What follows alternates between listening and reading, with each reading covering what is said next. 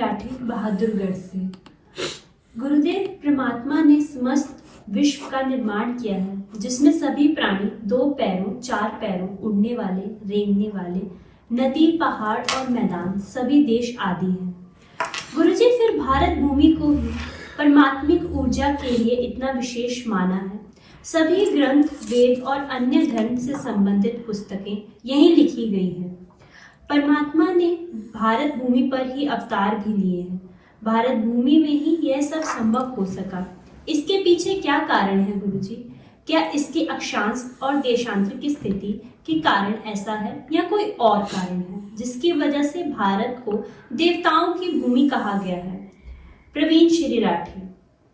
खुश रहिए प्रवीण, बहुत आशीर्वाद और शुभकामनाएं। एक फूल या पत्ती को खिलने के लिए भी कुछ आबो हवा चाहिए। आब कहते हैं पानी को, और हवा आप जानते ही हैं ऑक्सीजन या वायु।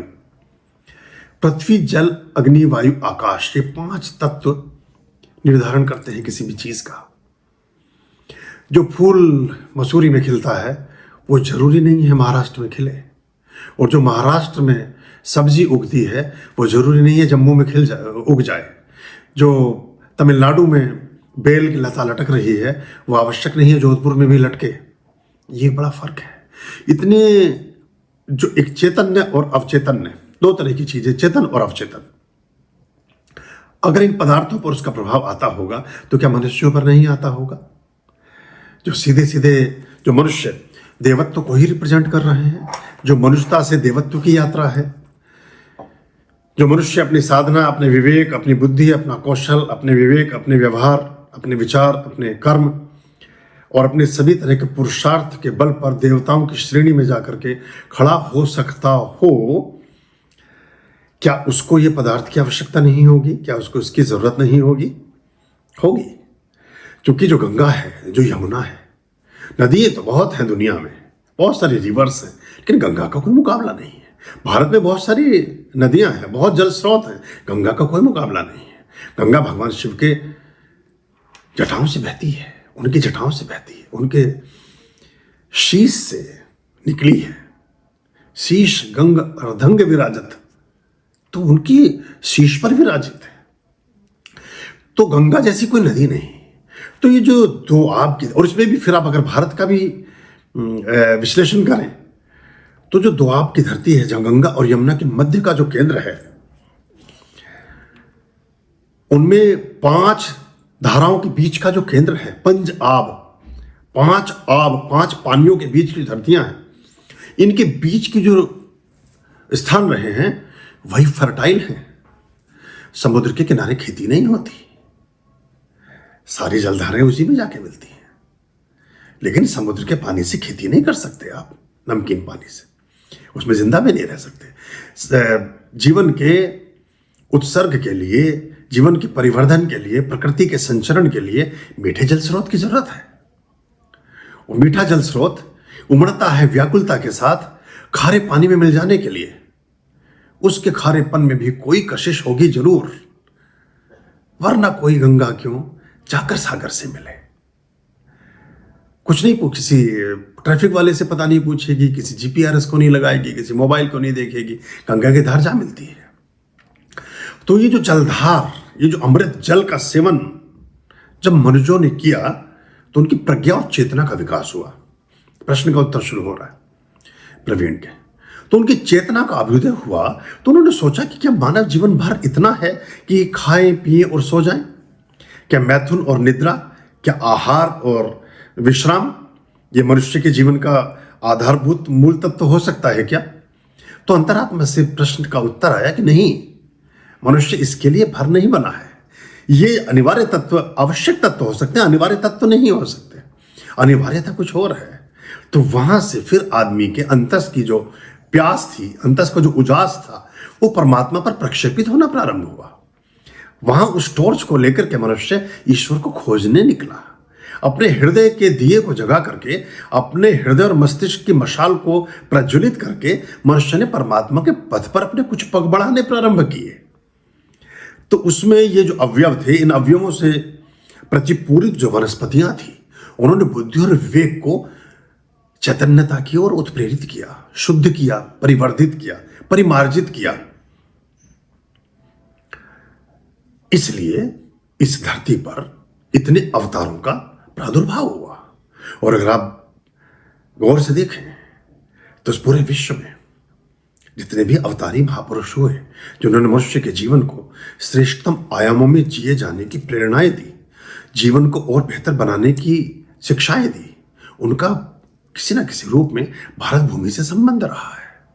और जो मिडिल ईस्ट और बहुत बड़ा एक हिस्सा जो जाकर के इधर हिंदू कुश पर्वत से नीचे तक जाता है, नाम ही उसका हिंद कुश है। भगवान श्री राम के जो छोटे बेटे थे कुश, उन्होंने इस पूरी जो ईरान आज का ईरान है और जो ग्रीस, ये सारी सभ्यताएं जो पूरा जहाँ से सिकंदर और ये सारे लोग पहुंचे, ये प्राचीनतम अर्थों में ये सब आर्यन सभ्यताएं थी। ये सब सिविलाइजेशन भारतीय सिविलाइजेशन था। ये हमारे वैदिक ऋषियों के क्षेत्र थे। अगर आप इसको देखेंगे, अब आज उसको अपने बहुत सारे भूभागों में बांट दिया है। आज जो 15-20 देश आप देखते हैं वो सब भारत का ही हिस्सा थे, इस आर्यव्रत का हिस्सा थे, इस हिंदुस्तान का हिस्सा थे, इस भारत जो भरत के नाम पर पड़ा उसका हिस्सा थे। और अभी 150 साल पहले तक 6 देश आपके साथ ही थे जो आज अलग हो गए हैं 200 साल पहले तक। तो इन सब स्थानों पर जो ज्ञान का प्रादुर्भाव हुआ, उसने एक ऐसे सच्चे और अच्छे मनुष्य का निर्माण किया जो अवतारी पुरुष कहलाया।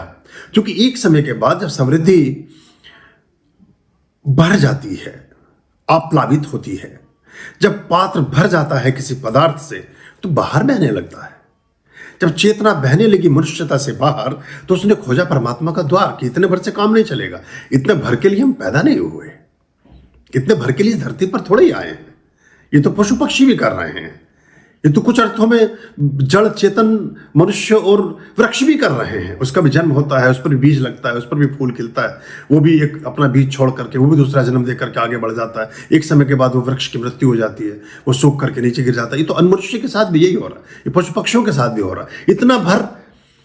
इतना भर की यात्रा मनुष्य की यात्रा नहीं हो सकती थी। जैसे ही मनुष्य को इस बात का बोध हुआ, उसने अपनी श्रेष्ठता की दिशा में कदम बढ़ाए। गुरुता का जन्म हुआ, शास्त्रों का जन्म हुआ, और वहां से फिर ये 80,000 साल के आसपास की बात आपको बता रहा हूं मैं, वहां से फिर वेदों का प्रादुर्भाव हुआ। मनुष्य बैठा नदी के किनारे सूर्य की उपस्थिति में, उसके प्राण हुए एकले परमात्मा के साथ। उसने पूछा कि हमारा गंतव्य क्या है, हमारा मंतव्य क्या है, हमारा लक्ष्य क्या है, हम आए क्यों हैं धरा पर। फिर उत्तर आए, वो उत्तर फिर लिपिबद्ध हुए। इसलिए कहते हैं वेद परमात्मा की वाणी है, शास्त्र परमात्मा की वाणी है, उपनिषद परमात्मा की वाणी है, पुराण परमात्मा की वाणी है। ये सब ईश्वर द्वारा उत्प्रेरित जो संदेश हमारे मन मस्तिष्क में समाहित हुए, जिन्हें हम आत्मसात कर सके, जिनको हम अंगीकार कर सके, जिन तत्वों को, और अनुभव की कसौटी पर उनको परखा और वो सच्चे और अच्छे निकले, फिर वो जीवन के नियमन का हिस्सा बन गए, वो शिक्षा का अंग बन गए, और फिर अन्य लोगों तक उस अनुभवों को बताया जाने लगा।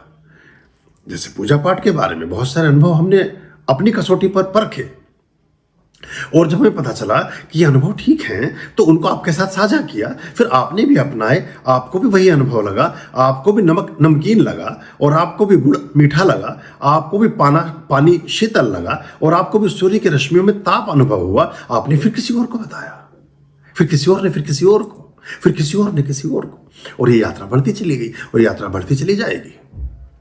फिर उसमें जो सूक्ष्म विधियां थी, उनमें परिवर्धन और परिष्कार किए जाने लगे, उनमें को बहुत सारे संशोधन किए गए, अपने अनुभवों से चीजें प्रकट हुई, और फिर ऐसे विस्तार का जन्म हुआ।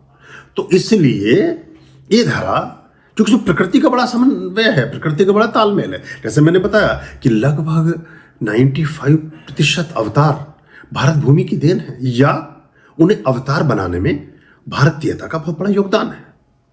कई और धर्मों के प्रादुर्भाव भी भारत की मिट्टी में ना भी हुए हों, लेकिन भारत की मिट्टी में जन्मी आध्यात्मिकता ने, ज्ञान की रोशनी ने, चैतन्यता के प्रकाश ने उनके हृदय को आलोकित किया, और उनका मन मस्तिष्क उस प्रखरता को उपलब्ध हुआ जिससे बाकी धर्मों की अन्य देशनाओं के जन्म हुए, जिनमें आप चाहे बहुत सारी धाराओं की बात आप कर सकते हैं। मूल उसका वही था। बड़ा लंबा समय बीता है सबका, इसलिए पूरी दुनिया भारत की ओर हमेशा आकर्षित होती रही, चाहे बनाने वाली दुनिया हो, चाहे बिगाड़ने वाली दुनिया हो, चाहे लूटने वाले लोग हों और चाहे लूटने वाले लोग हों, भारत उन्हें आकर्षित करता रहा। और आज भी इसको आप कम मत आंकिएगा। हम बहुत सी चीज़ों के बारे में अपने आप, क्योंकि जब एक कोई चीज़ जैसे मैंने बताया कि अतिशयता में होती है तो उसके प्रति हम उपेक्षा का भाव रखते हैं। आज भी जो सिलिकॉन वैली है, सब भारतीय हमारे युवा उसको संभाले हुए हैं।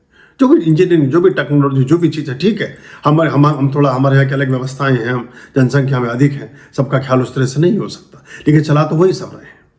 तो ये सब चीज़ें इसलिए भारत में हुई कि इनमें लॉन्गिट्यूड लैटिट्यूड तो था ही, जो रेखांश और अक्षांश की बात प्रवीण आपने की है। इसके अलावा जो यहाँ जो हिमालय भारत का हिस्सा, जो कैलाश भारत का हिस्सा, भगवान शिव और देवताओं के जो वरदान थे, उस सब ने इसमें रोल प्ले किया।